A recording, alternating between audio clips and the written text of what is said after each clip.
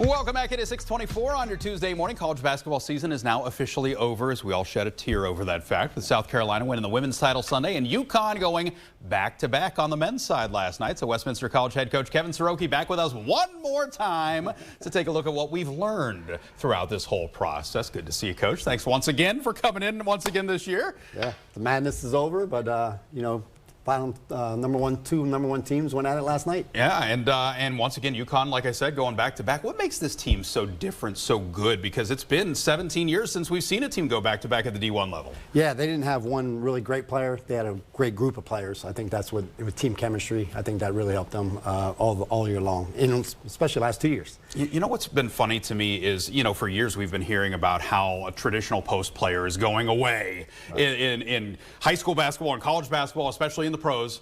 But you had Purdue with a giant in the middle. You had UConn with their own giant in the middle, and even South Carolina on the women's side with Cardozo. I mean, she's 6'7". Right. That is a huge presence in women's hoops.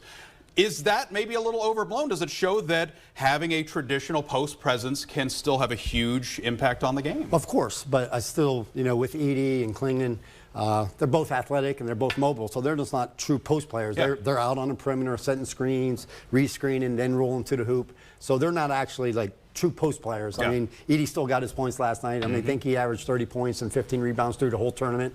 And Klingman's, you know, 7-2. So last night he was able to guard him, and UConn other guards were able to get out on the perimeter, and they didn't have to double Edie. So they were really hard on Purdue last night. As was helped UConn win. How much different, and I especially noticed this in the women's championship game too. Iowa's guards would go in, Cardozo's in the middle, okay, well I can't shoot now. How much different do you have to attack it offensively when you have a shot blocker in the middle like those three teams all did?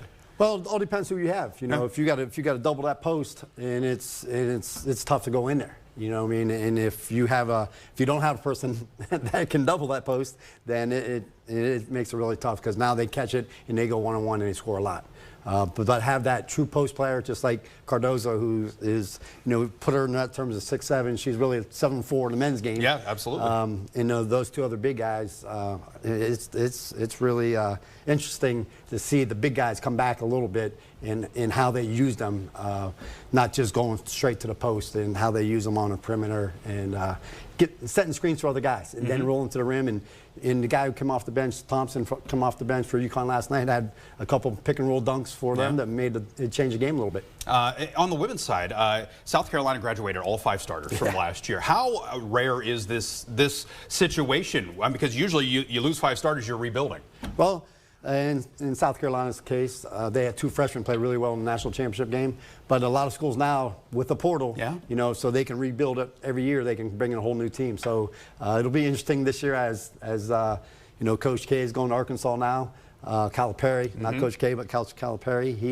So it'll make a difference of see who all goes in a portal, and how teams are going to be made up, and how the madness will start again next year. We'll even see it at YSU too. They have a lot of bodies to replace in the portal too. So, and then real quick, Caitlin Clark obviously became sort of a national celebrity through this whole season with the scoring record and her run to the finals. How does women's basketball capitalize on this and keep that momentum going? Well, I think it will. You know, especially, you know, all the viewers. I think it was the most viewers viewed game, the national championship game, in a very long time, if not all time.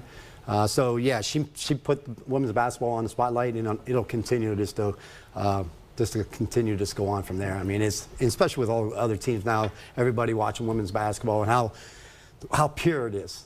They set great screens. They listen to each other.